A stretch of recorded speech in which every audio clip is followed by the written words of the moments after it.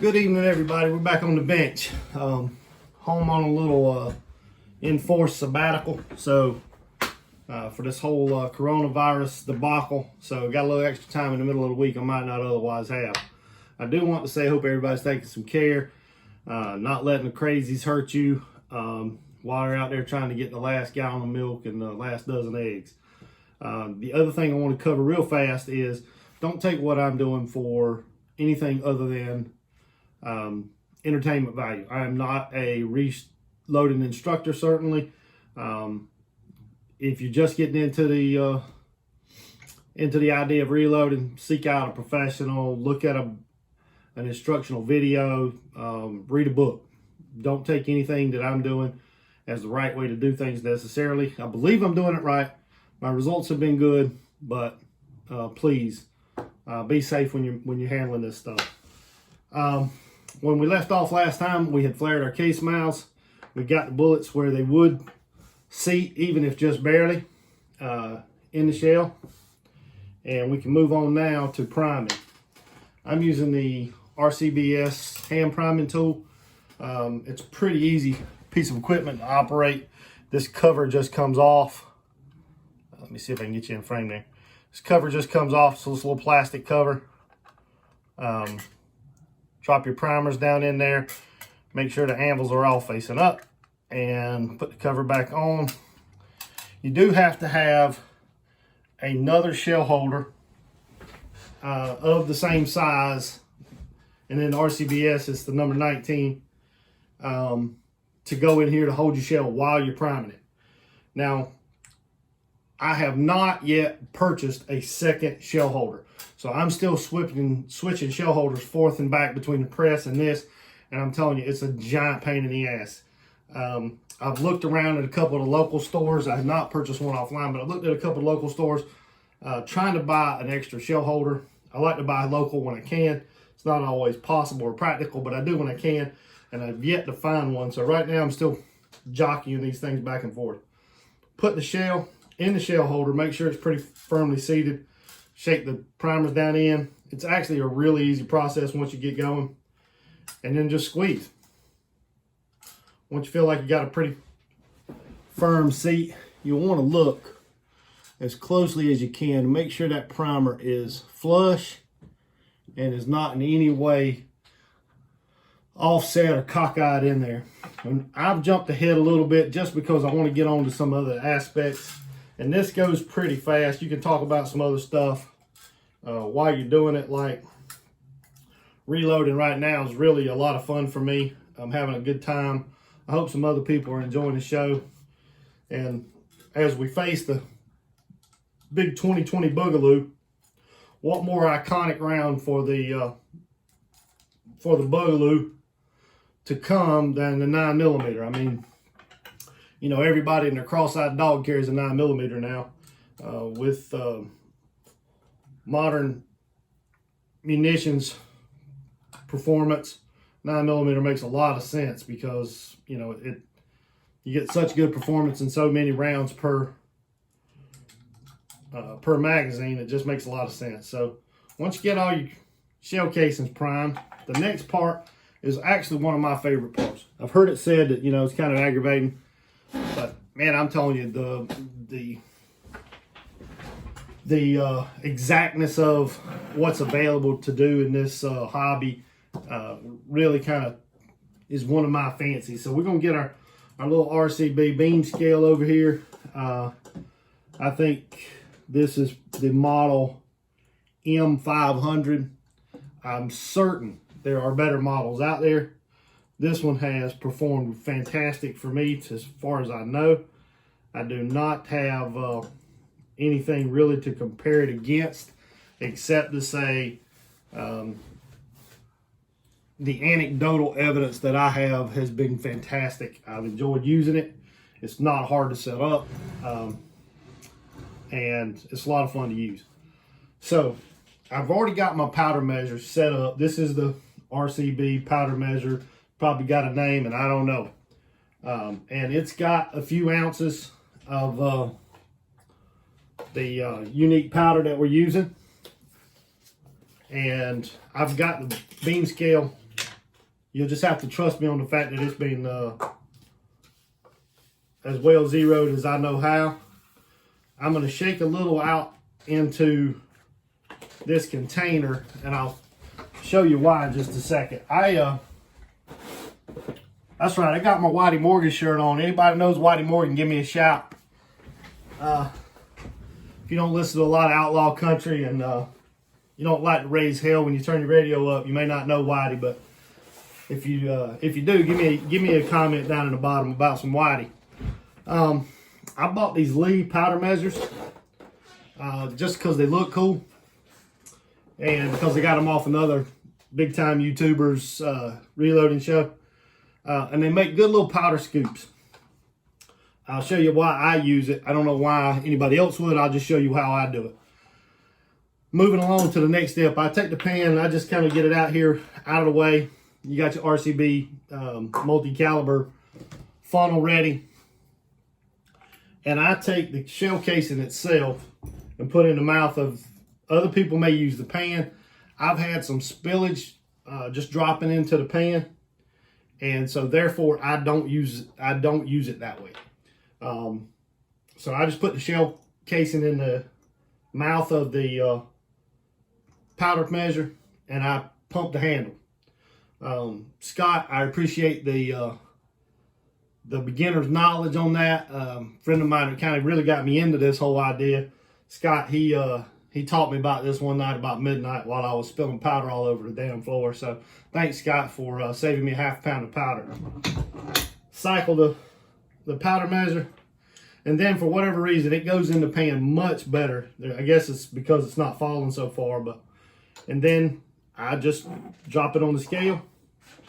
It's a typical beam scale. I mean, I probably don't have to tell anybody what a beam scale is, how it works.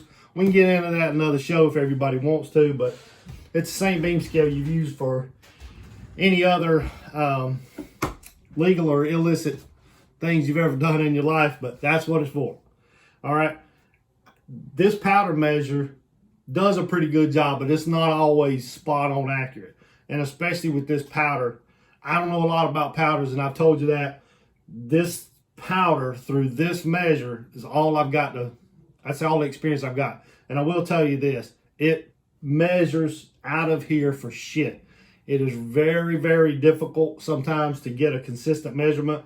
And therefore, I measure every load, and when I get a perfect, or as close as I can get with this scale to 4.5 grains, which is my current load, I've had some good success with that. Then I take the pan off and I just dump it right back in the case, and then I rearrange it in a fashion that I understand means that is charged and it's ready to go. Now, fortunately, there's not enough room in a 9mm case to double charge it. So if you do try to double charge it, shit'll pour out everywhere. You won't have any problems figuring out you made a mistake.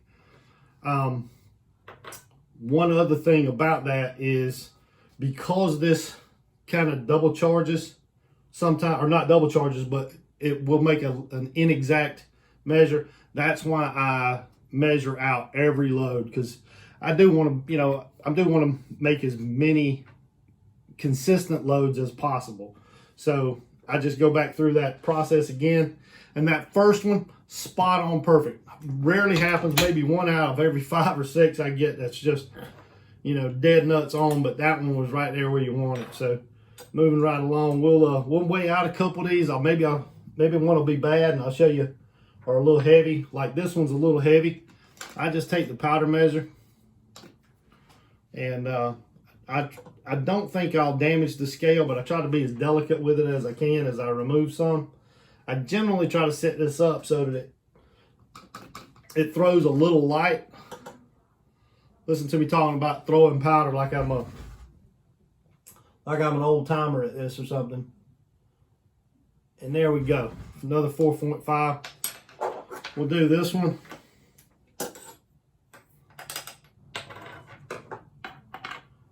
Maybe we'll get another one that's a little light, and I can show you the value of those powder scoops even more. That would probably be a little heavy. Generally, when I bang into the top, it throws a little heavy, but we'll see how it goes. And this part is slow, but doing it, okay, fantastic. We got one that's a little bit light. So I just use this powder measure. I get a little in the, or powder scoop, and I just get a little in there. And sometimes I'll literally just be trickling it by the grain. Now there's probably faster ways to do this. But for me, this is part of the enjoyment. You know, doing it consistent, doing it right. And I try to get them all as spot on close as I can. And I do want to, once I've spent some time doing this, get a chronograph, see where I'm at, see how they're performing other than how I feel the pistol recoil, the report I hear in my ear. But accuracy so far has been very acceptable. I really hadn't bench tested them right now. I just want to make sure that I can continue to repeat the process, that it's safe in my guns. I'm using my reloads in 2 different guns just to try to see if there's any difference. And so far I haven't noticed any problems with either gun. I run an M&P 2.0. That's my primary piece. And I have an XD 9mm in the first generation model. And they have both performed admirably with these reloads. I started off loading very light at 4.2 grains, and it was noticeably light recoil. I have since graduated up to 4.5, looking for pressure signs, flattened out primers, stressed brass, things like that. So far I haven't seen any problems. And so I'm happy at 4.5 right now. Again, I don't currently own a chronograph, but I intend to have one.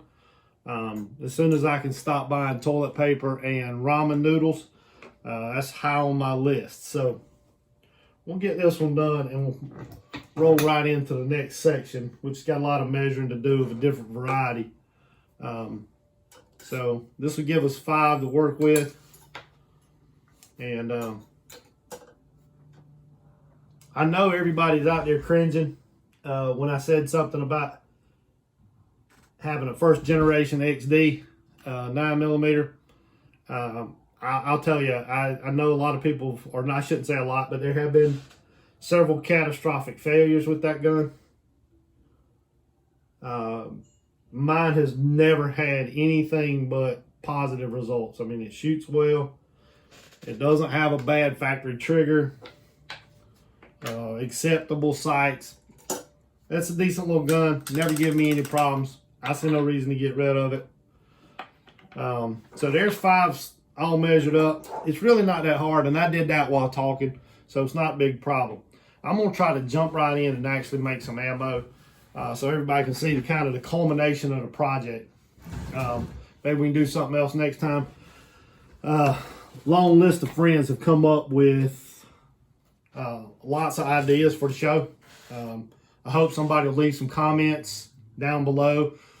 And while you're over there leaving comments and likes, hit the subscribe button. Let's get this channel moving a little bit. If you're enjoying it at all, you know, we're getting a few views. Be nice to get a couple more subscribers. You guys tell me what you want.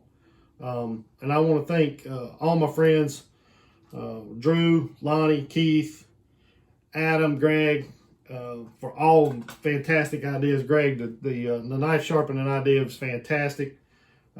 Got some collaboration ideas with some of these guys. They've been friends of mine for a while, and I trust their ideas, and I know what kind of men they are. I think you'll enjoy what they have to contribute to the channel as well. So don't forget again to hit that subscribe button. Tell your friends. You guys, I would appreciate it a lot. So we do have to take the shell holder out that I was telling you about earlier. And that is a little bit of a pain with this particular model, because you got to take it apart every time. And that's why you want that second shell holder. Once you get that done, put it back in the ram. That's no big deal. I always kind of turn it at an angle just because it makes it a little bit easier for me to put shell in. Here's where the fun begins again. Run the ram all the way up. Starting to see a theme here.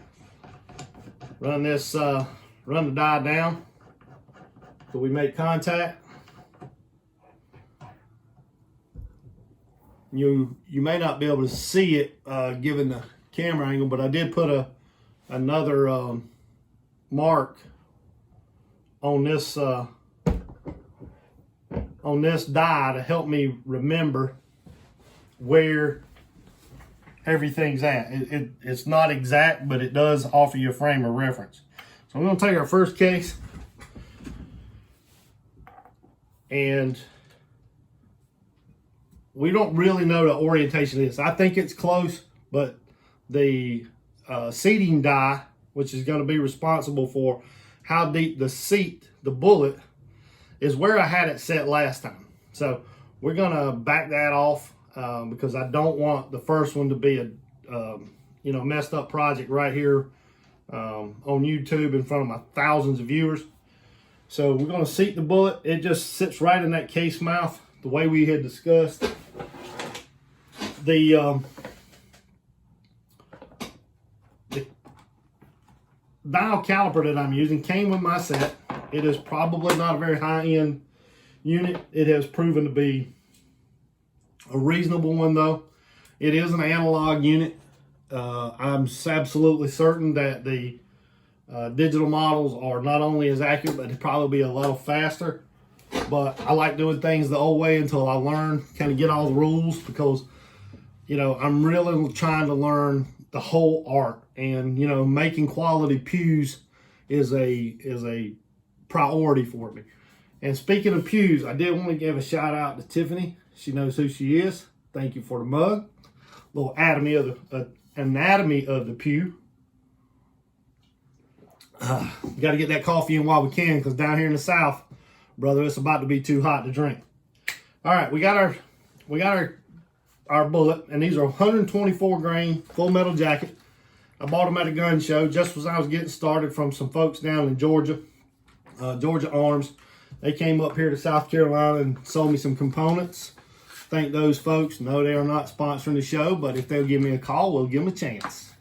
All right, and then we're going to run the ram down. And we're actually performing two functions here. This is a tapered die set. That's getting a little far in the weeds for me, but Scott's helping me understand that. The middle portion actually seats the bullet. The outer ring will kind of taper crimp, if you will, the body of the case into the shell to keep it steady or make it tight so you get good combustion.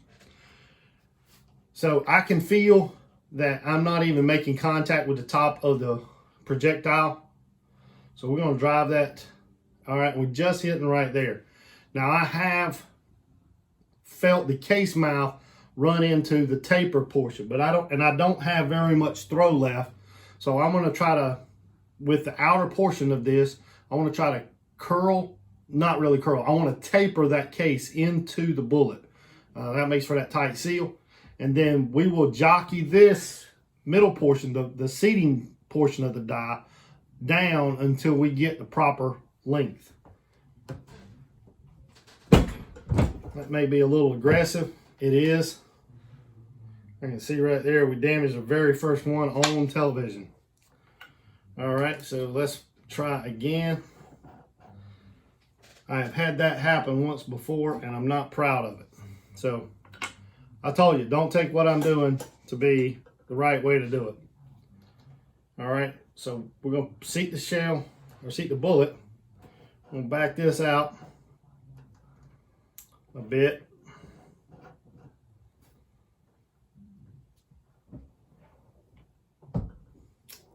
All right, we're not there yet.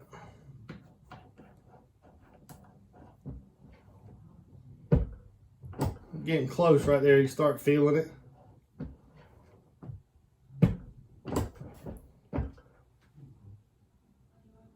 That looks good. Now we can get our seating stem